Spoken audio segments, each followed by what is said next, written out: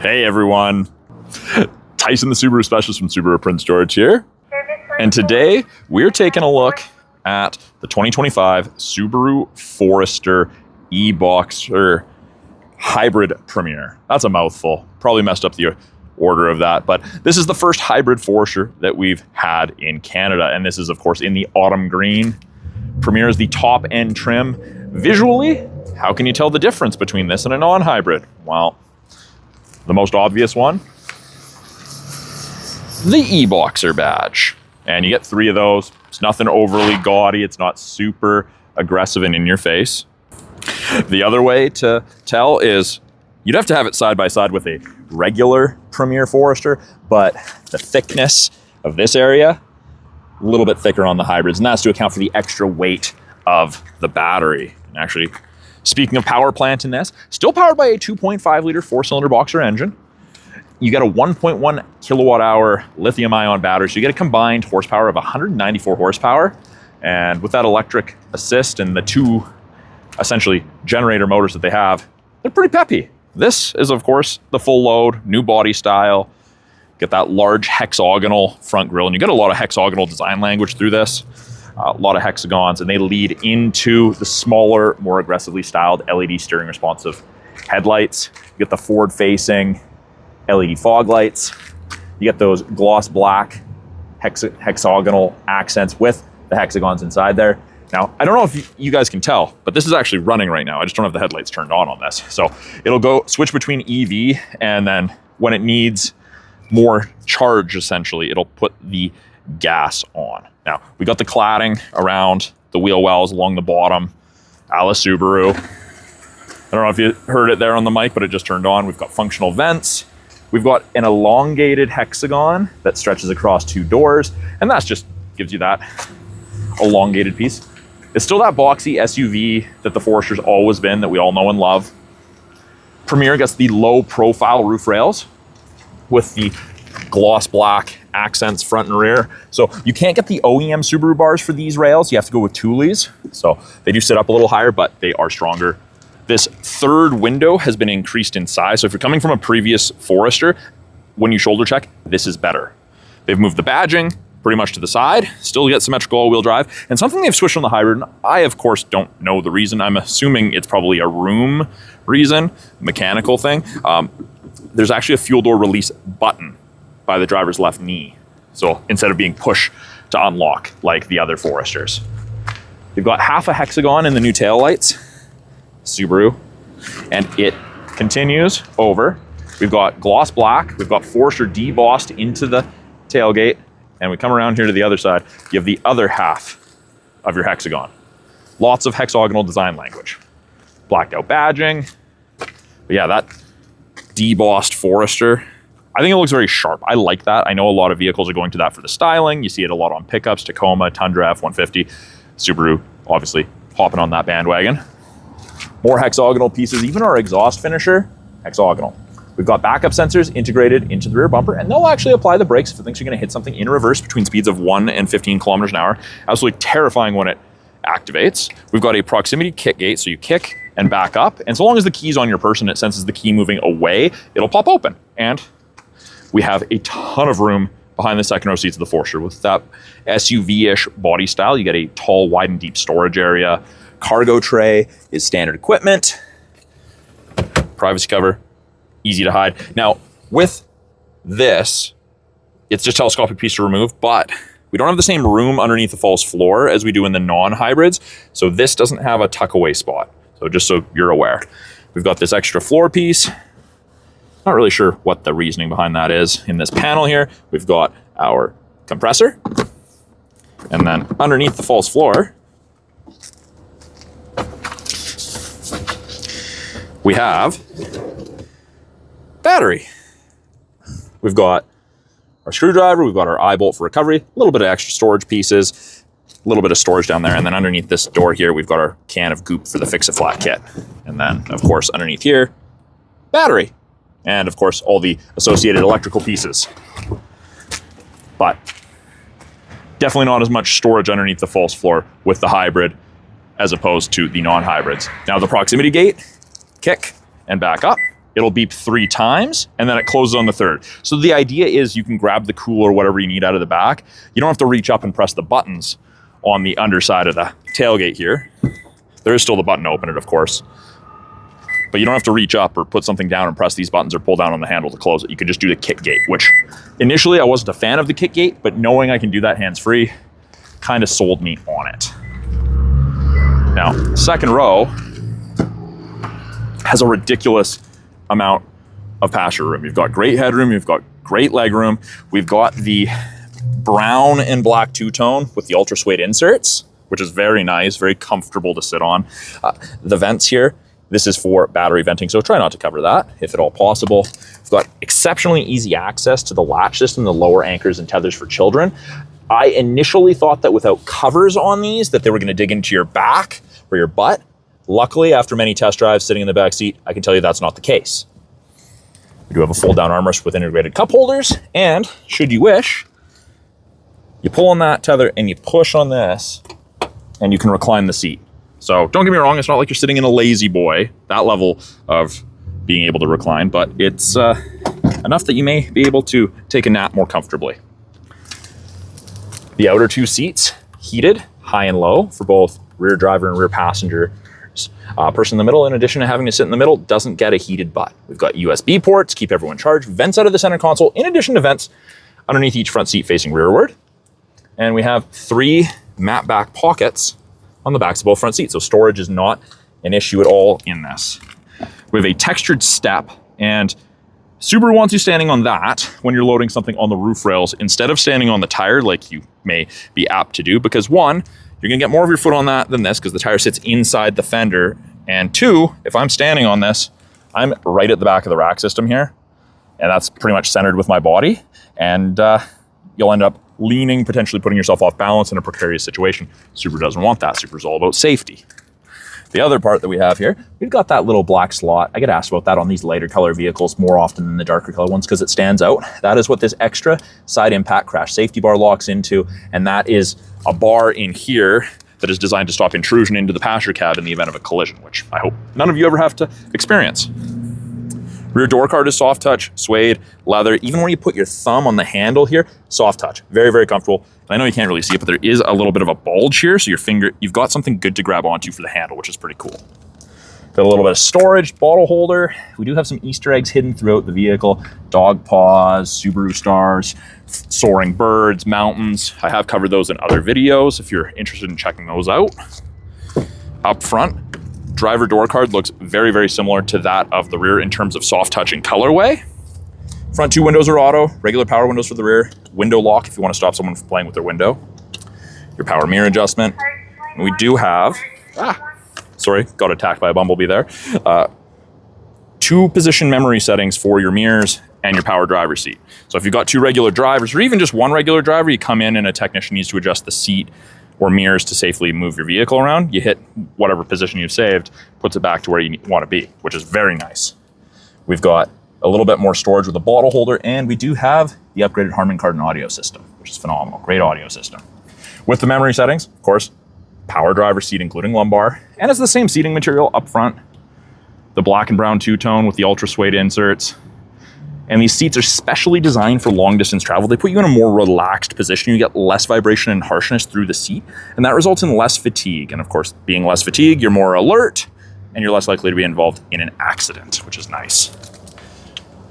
We have some options by the driver's left leg. EV mode, so you can use just the pure electric battery portion under certain conditions. We can open the rear hatch. We can turn off that proximity kick gate if for some reason you didn't like it, and that's our fuel door release. So easily accessible, not tucked away, not on the floor like some of the other ones. Got those new hybrid mats. Trunk release down here. I'll show you guys under the hood because it definitely looks a little different than the standard Foresters. And on the inside here, leather wrapped, heated steering wheel, gloss black accents, kind of matches those hexagonal pieces outside on the Forester. Left-hand side, we've got our Bluetooth and audio control, so you can make and take calls, control the volume of the calls and the music, access Google Assistant or Siri, switch from AM to FM to USB to Bluetooth, whatever music, go between presets. Volume is left to right. This up and down will change our small little display on the bottom left there, and that gives you a different piece of info each time you press it, depending what you want to look at. And if you go past the one you want, you just press the opposite direction. This one is hybrid only, and that shows like the level of charge and when you're driving, where the power is being distributed from, coming from, which is a pretty cool feature. We do also have the ability to not have a screen there, and this whole display is digital. So we have our fake digital analog speedometer, our digital speedometer, and then of course charge, eco, and power. So that's showing where you're at kind of in the cycle. We have this button right here, and if we press and hold this, it changes our display. So you can have navigation powered by TomTom there. You'll also have it on the main screen there. And of course you can still change what you're looking at there. And if I press it one more time, it takes us to the EyeSight one. And what I mean on the EyeSight screen is we have adaptive cruise and lane centering here. Both of those use these 3 black boxes, those color stereo EyeSight cameras, to look for cyclists, road lines, pedestrians, and other vehicles. They're responsible for automatic emergency braking, that safety stuff. When I turn on cruise, get an image of the Forester there, and you can see on the right-hand side, you've got bars, you've got cruise, you've got the lane centering turned off, on, and you'll notice the bars are going down. So the adaptive cruise, when you set it, if you catch up to someone, you can control the follow distance behind the vehicle ahead of you that you'll follow at. So what that means is 4 bars, which it has on the right there, that's the maximum follow distance. If you're going 100 kilometers an hour, you'll follow the vehicle ahead of you at roughly 150 to 180 feet if you catch up. You can decrease that follow distance, and it does show you on the left side, you're increasing, decreasing, just the same. Lane centering, when you turn it on, get the image of the hands and the steering wheel. And above 60 kilometers an hour, if the EyeSight cameras can see the road lines, those grayed out lines will illuminate solid white on whichever side it can see, whether that's one or both.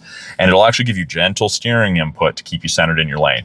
Absolutely fantastic for longer trips. We're not hands-free. Don't take your hands off the wheel and expect it to do everything. It's just a great aid. Did a road trip with adaptive cruise and lane centering over the weekend. Best thing ever. Loved it. We also have these paddles. Now, it's a little different using the hybrid paddles as opposed to the regular Forester or other Subaru paddles. It changes the level of regenerative braking. So you can help put a little bit more charge into the battery and use a little bit more EV. So right now we're looking pretty low. So if I press EV mode, it's going to say EV mode unavailable. Don't have enough charge for that, essentially, is what it's saying. So that is nice. Bottom left of the steering column, there's a place to hook your thumb, and you've got both tilt and telescopic steering adjustment. Lock it back in. We've got our 11.6-inch touchscreen infotainment system. Above that, we've got this little black strip. There's a camera there. That is the driver focus system.